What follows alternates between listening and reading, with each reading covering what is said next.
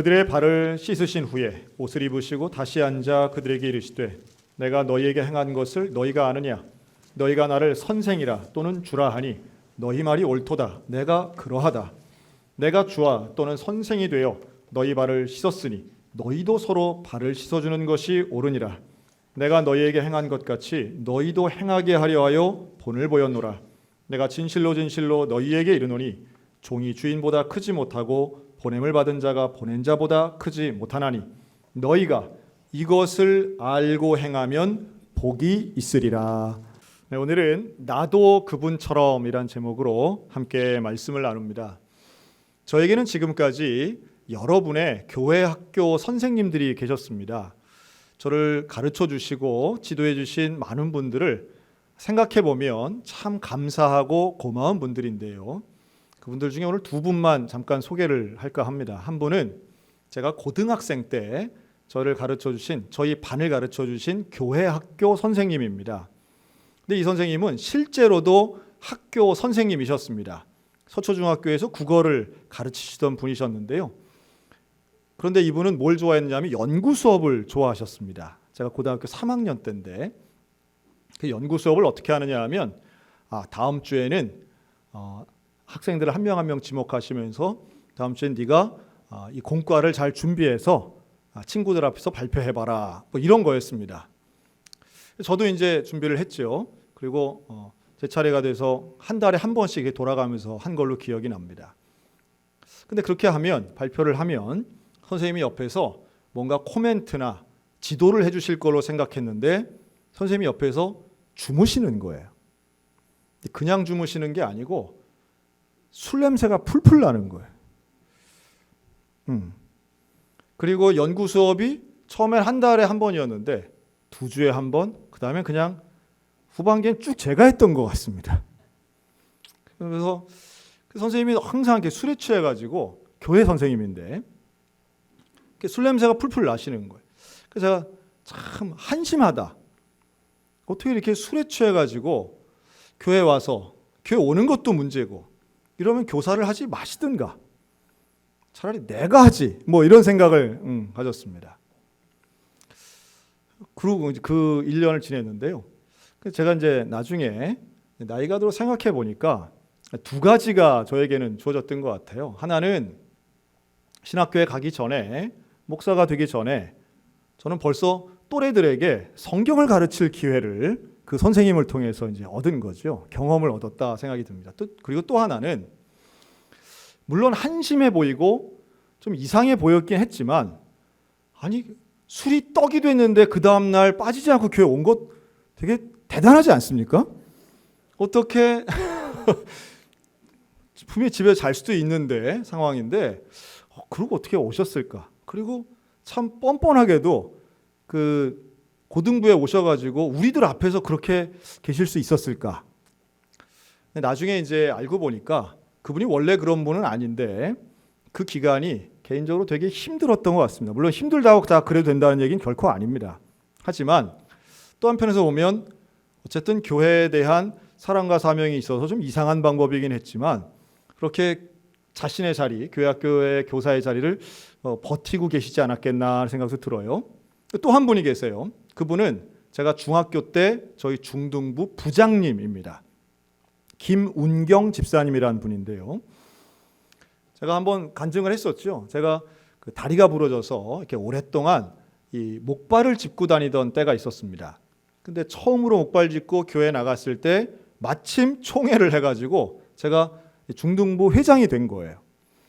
그리고 중등부 회장으로 그해 이제 겨울 수련회를 처음 갔는데 경기도에 있는 기도원으로 갔습니다. 근데 하여튼 그때는 기도원 가서 수련회를 하면 꼭 아침마다 빠지지 않고 하던 게 있는데 운동을 하는 거예요. 큐티를 새벽 기도하고 운동을 하는데 그날의 운동은 뭐였냐 하면 등산을 하는 거였습니다.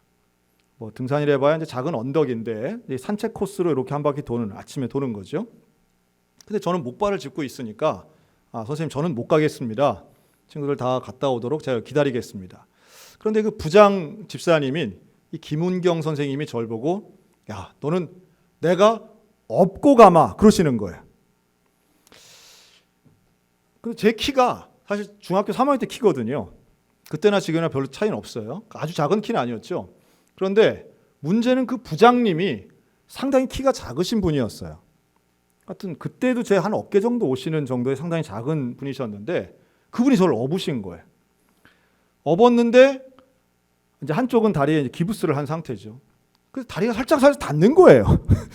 그 업으셨는데 이게 이래가지고 내가 괜찮겠나 싶은 마음도 있고, 근데 업혀가지고 하여튼 몸은 탄탄하시고 이제 건강하신 분이었는데 저를 업고 올라가시고 내려오시기까지 그 부장 선생님 저를 업으신 거예요. 땀을 얼마나 흘리시는지 엎혀 있는 제가 고마움보다도 불편함이 더 컸어요. 괜히 업어가지고 이게 무슨 이게 어려워. 그런데 내려오는 발걸음에 제 귀에 이 소리가 들리는 거예요.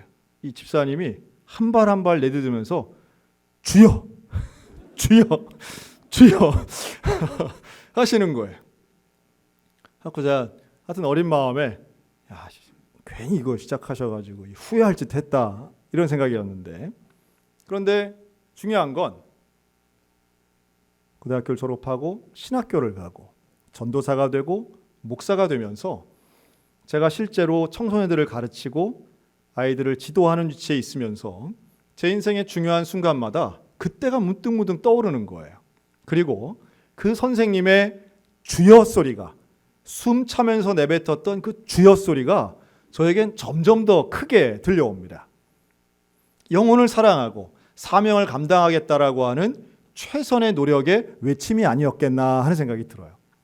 그래서 그런 선생님들, 다양한 모습의 교회학교 선생님들이었지만 모두가 하나님이 저에게 허락하신 성장의 과정이었고 그분들의 헌신을 통해 오늘 제가 여러분들 앞에 서 있지 않나 하는 생각이 있습니다. 선생님들의 어떤 능력이나 혹은 선생님들의 사회적인 위치보다 더 중요한 건 헌신하려고 하는 자세였고 또한 하나님이 쓰신 바 된 그러한 섭리의 역사였다라고 하는 거죠. 제가 최근에 한 대학 교수님의 강의를 온라인으로 한번 들었습니다. 근데 이분이 이 사회를 뭐라고 표현하느냐 하면 속물사회다 이렇게 말하더라고요. 속물사회. 소위 말해 속물근성이 지배하는 사회라는 거예요. 근데 속물근성의 정의를 이렇게 내립니다. 사회적 지위로 그 사람의 가치를 평가하는 것. 이게 이제 속물근성인데 이 속물근성이 지배하는 사회가 속물사회라는 거예요. 그러면 이게 사람을 사회적 지위, 그게 뭐 학벌이 되었건 연봉이 되었건 사람의 가치를 저 사람은 어떤 높은 지위에 있어. 그럼 그 사람은 가치가 아주 대단한 거야. 저 사람 연봉이 얼마래? 우와, 대단히 훌륭하네. 뭐 이런 식으로 접근을 해서 사람을 비교하고 비교해서 구분하고 차별하는 사회는 결코 행복할 수도 올바르지도 않다라고 하는 결론이었습니다. 그런데 우리의 삶에 이런 일들이 너무 비일비재한 거예요.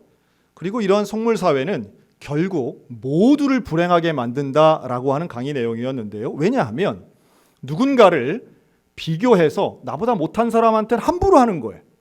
이걸 우월감이라고 하는데 이 우월감의 격차가 크면 클수록 결국은 자기 자신도 피해자가 되는 거예요. 왜냐하면 어떤 사회든 나보다 잘난 사람은 있어요, 없어요? 항상 존재하기 때문에.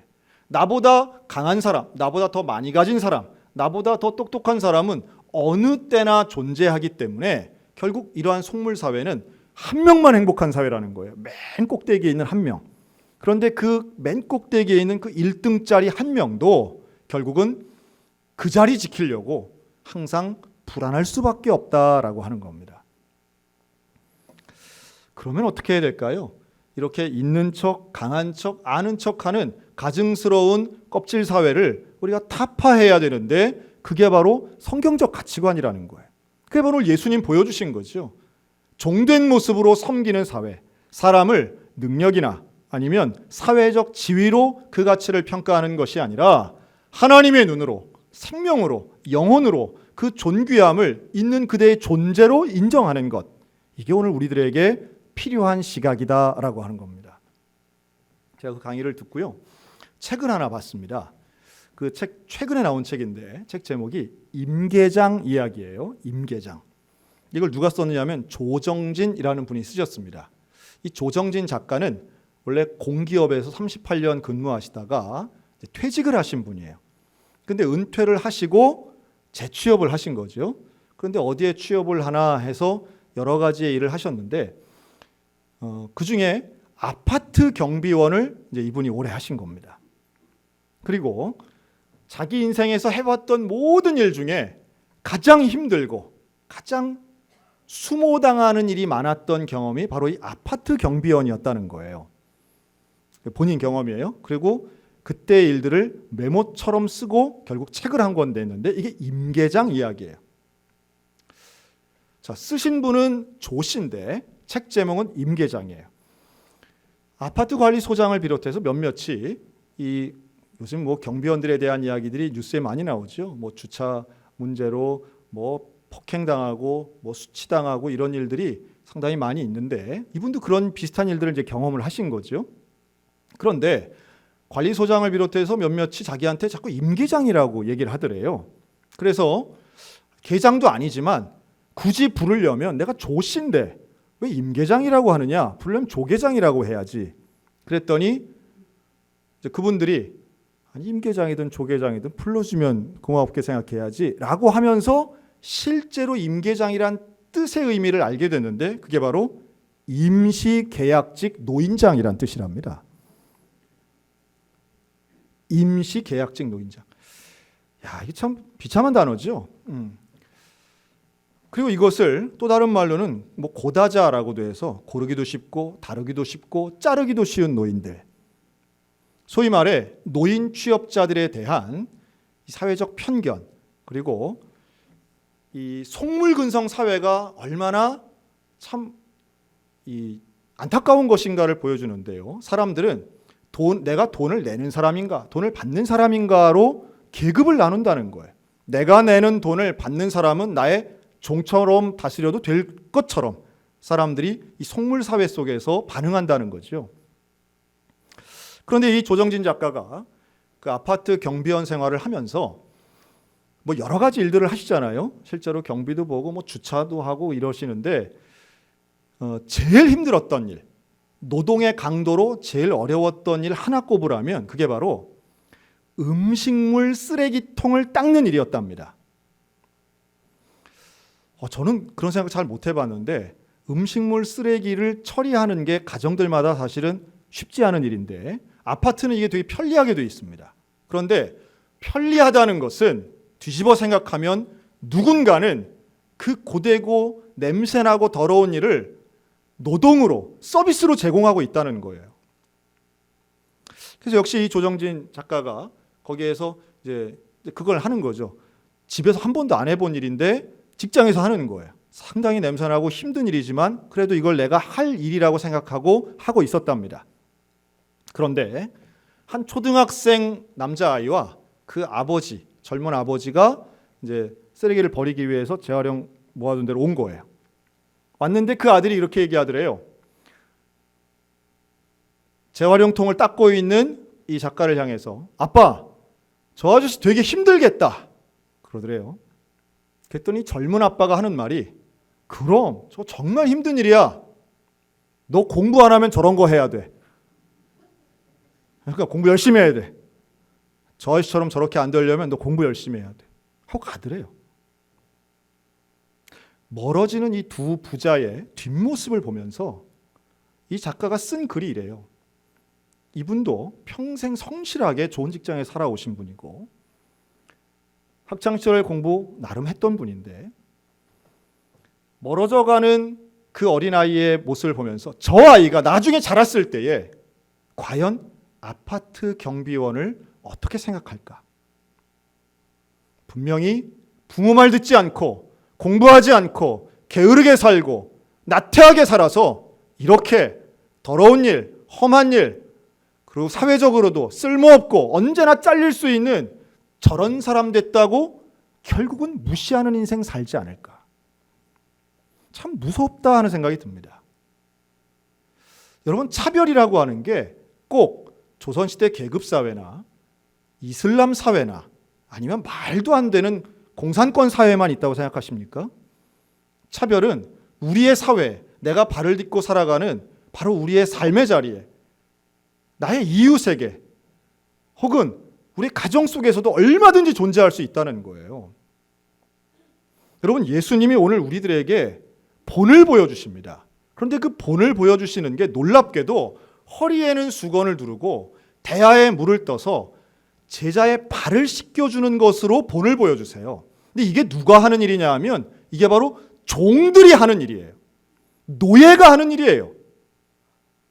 예수님은 너희가 나를 주로 선생으로 부르느냐? 옳도다. 그런데 내가 하는 이 일을 너희도 본받았으면 좋겠다. 근데 무슨 일을 하느냐? 종의 일을 하는 거예요.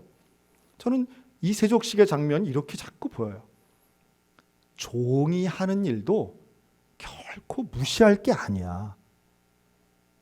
종들이 하는 그 일이 바로 내가 하는 일이 될 수 있고 너희끼리 해야 하는 일이야. 누가 어떤 노동을 하더라도 그거 무시하면 안 되고 그것 가지고 차별하면 안 돼. 그리고 너희도 서로의 발을 씻겨주는, 서로 존중하고 서로 사랑하고 서로 세워주고 서로 섬기는 그런 인생 살았으면 좋겠다.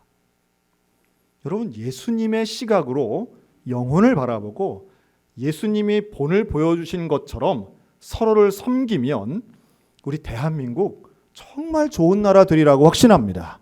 또 교회가 마찬가지. 교회도 이웃을 섬긴다 우리가 늘 말하는데 그 이웃을 섬기는 게 무슨 어마어마한 일을 하는 것이 아니라 우리가 가지고 있는 마음의 태도, 사람을 바라보는 시각, 여러분 이것만 바꿔도 우리는 얼마든지 섬기는 인생을 살 수 있다고 믿습니다. 이번 주간에 제가 참 감사한 일이 있었어요. 2주 전에 일어난 이태원 이 확진자들이 생겼습니다. 걱정하고 염려했던 것보다는 폭발적 증가는 아닌데요. 그래도 지금 4차 감염 1명을 포함해서 약 160여 명이 지금 확진 판정을 받았습니다. 걱정되고 염려되는 면은 있었는데 그중에 우리의 관심을 끌었던 그 젊은 20대 감염자가 있었는데 인천 미추홀구에 있는 학원 강사였습니다. 근데 이분이 자기가 이제 증상이 있는데도 불구하고 학생들을 가르치다가 10명의 고등학생들을 감염시켰어요. 근데 그 10명 중에 2명이 지난 주일날 교회를 출석했습니다. 그 교회가 인천에 있는 온사랑 장로교회고 또 하나가 팔복교회란 교회였습니다.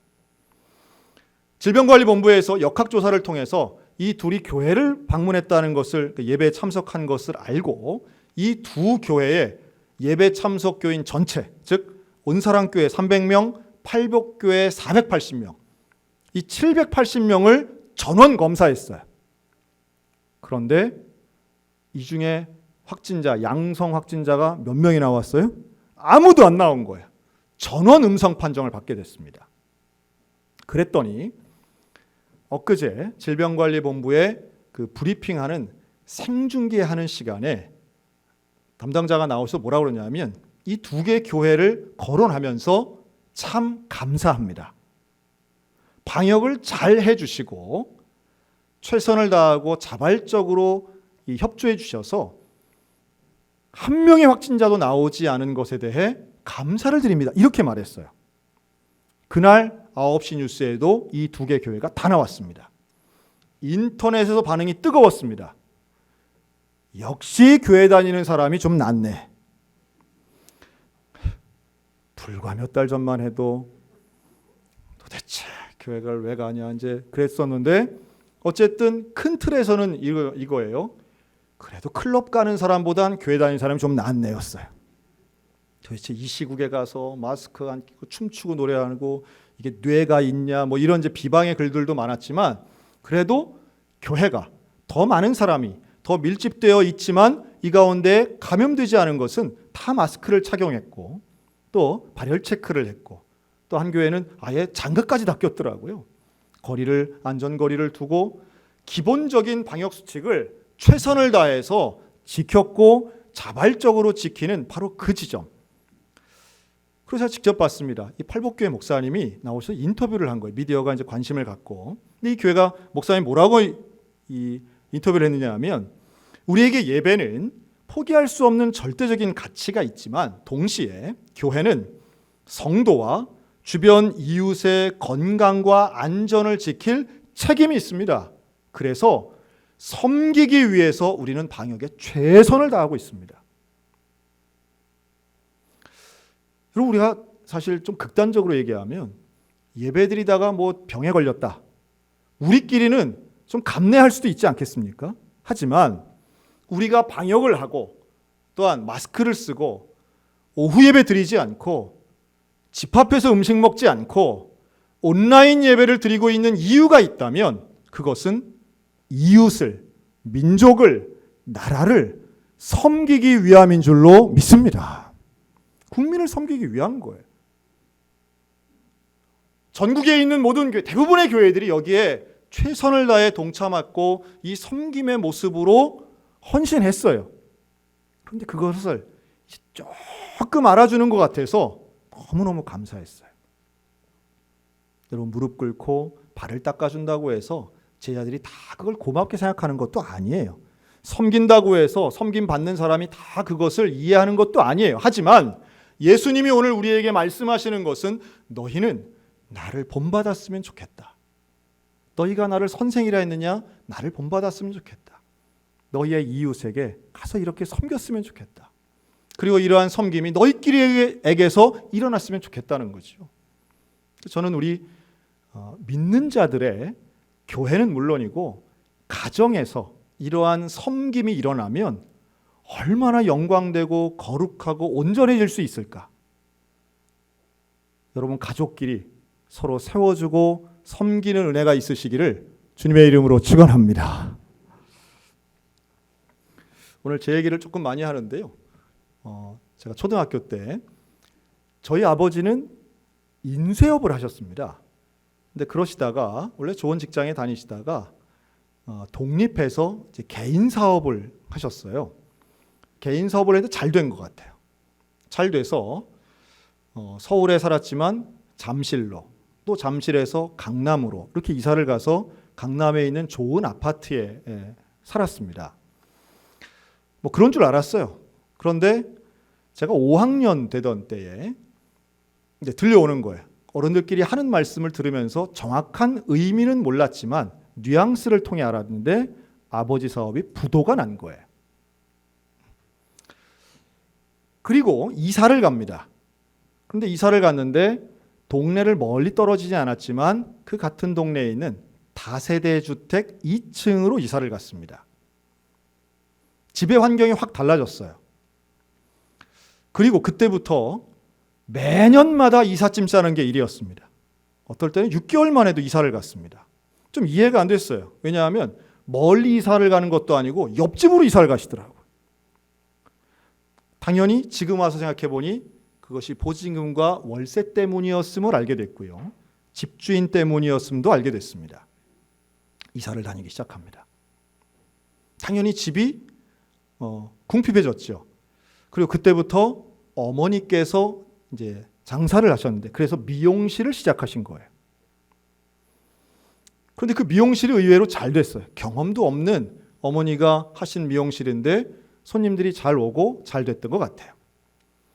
그래서 어린 저의 눈에 뭐가 이상하게 보였느냐 하면, 아버지가 출근을 안 하시는 거예요. 그렇죠? 그럴 수 있잖아요. 그래서 제가 어머니께 질문을 했어요. 엄마, 왜 아버지는 다른 집 아버지같이 출근을 하지 않습니까? 그랬더니 지금도 기억나는 그 어머니의 말씀이에요. 그렇지 않다. 우리 집이 먹고 사는 것은 다 아빠가 벌어오시기 때문이다. 내가 버는 것은 아주 작은 부분이고 아버지가 하시는 역할이 훨씬 큰 거야. 저는 그 얘기를 듣고, 그냥 우리가 학교 간 다음에 아버지 어디 가서 돈을 벌어오시나 보다. 그리고 우리가 집에 돌아오기 전에 일찍 퇴근하시는 보다. 그렇게 생각을 했어요. 참 제가 단순하게 살았던 것 같아요. 감사한 것은요, 돈을 벌지 않는 가장에 대해 어머니가 세워주셨다는 거예요. 그리고 우리의 일상은 변한 게 없었어요. 환경은 달라졌지만 일상은 달라지지 않았어요. 주일이면 예배당에 갔고요. 저녁이면 함께 앉아 사과를 까먹고 대화를 했습니다. 지금도 제가 정확하게 말할 수 있는 것은 그때 당시 저희 집은 돈만 없는 집이었습니다. 어머니는 늦게 퇴근하셨습니다. 그런데요, 그러니까 뭐가 문제였냐 하면 어머니가 아침에 일찍 일어나기 참 힘드셨어요. 그래서 그때는 우리 다 도시락 들고 다니던 때인데 저와 제 동생의 도시락을 누가 싸주셨느냐 하면 아버지께 싸주셨어요. 근데 저희 아버지는 무슨 백종원같이 요리 잘하시는 분이 아니에요. 그래가지고 어느 날은 보면 소세지가 들어있는데 생 소세지가 이렇게 칼로 잘라져 있는 거예요. 생으로. 야, 무슨 그때 막 참치가 나온 지 얼마 안 될 때 참치가 그냥 캔으로 그냥 있는 거예요. 밥이랑 참치 캔. 정말 얼마나 창의적인지 제 친구들의 도시락하고는 결이 달랐어요. 그러나 그것이 저에겐 무슨 부끄럽거나 불편한 일이 조금도 아니었어요. 제 친구들은 날햄을 먹는 저와 함께 먹기를 원했고 참치 캔을 꺼내면 애들이 환호성을 저질렀던 기억도 있습니다. 그리고 학교 갔다 돌아오면 아버지가 김장을 하고 계시는 거예요. 별로 맛 없었던 것 같은데 그 어색한 몸짓이 사실은 지금 돌이켜보니 그때 아버지의 나이는 40대 초반이었던 거예요. 얼마나 힘들었을까? 돈 벌지 못하는 가장이 커가는 자식들 앞에서 얼마나 망설이고 힘든 점들이 있었을까? 하지만 그 가운데에서도 할 수 있는 최선의 것으로 자녀들과 관계를 맺고 가정 안에서의 일들을 감당하셨던 그 아버지는 최소한 저와 제 동생에게는 원망의 대상이 된 적이 단 한 번도 없어요. 제가 이 말씀을 드리는 이유가 있습니다. 코로나19 이후, 즉 포스트 코로나 시대에 대한민국 사회는 수많은 가장들이 직장을 잃을 가능성이 많습니다. 하루아침에 돈을 벌지 못하는 상황에 몰릴 가능성이 많아요. 여러분, 그럴 때 가족이 어떻게 대해야 할까요? 자존감은 떨어지고 능력이 부정되는 그 시점에 가족들이 함께 사랑하고 섬기면 돈만 없는 가정이 될 수 있겠으나 돈만 없는 가정이 아니라 그 돈으로부터 시작해서 물론 돈은 중요해요. 돈이 필요하지요. 하지만 없는 걸 어떻게? 그 없는 상황에서 그 다음 파생되는 불평과 저주와 갈등과 원망만 없다 하면 돈만 없는 가정이라면 하나님의 은혜는 결국 그 속에서 열매가 되고 소망이 되고 화목이 되고 행복한 하나님의 천국 이루어낼 수 있는 줄로 믿습니다. 저는 우리 믿는 자들의 가정이 좀 그래야 되지 않을까 생각해요. 그냥 어디 드라마 속에 나오는 부부의 세계가 되셔야 되겠습니까? 그냥 거짓과 서로 미워하고 뒤에서 수군대고 아무리 잘나고 아무리 직위가 높고 아무리 소유가 많다 할지라도 가정에서는 생활이 드러나는 그곳에서는 서로를 세워주는 예수님의 사랑이 아니고서는 능력으로 극복되는 게 아니라는 말씀을 드려요. 오늘 주님이 우리에게 분명히 말씀하십니다. 종의 일도 소중하다. 발을 씻기는 일, 섬김의 일은 훌륭한 거야. 이게 내가 너에게 가르쳐주고 싶은 것이고 너희가 나를 본받았으면 하는 것이야. 우리의 스승 되신 그 예수님의 가르침으로 우리 이웃을 섬기고 가족을 섬기고 교회를 섬겼으면 좋겠습니다. 그렇게 섬길 때에 하나님은 분명히 하나님의 나라, 하나님의 은혜, 서로 사랑하고 세워주고 존중받는 아름다운 공동체 허락하실 줄로 믿습니다. 우리 모두에게 우리 주님의 손 붙잡고 주님이 살아가신 예수님처럼 나도 예수님처럼 사람을 대하고 존중하고 서로 사랑하고 섬기는 온전한 그리스도인들 다 되시기를 우리 주님의 이름으로 축원합니다.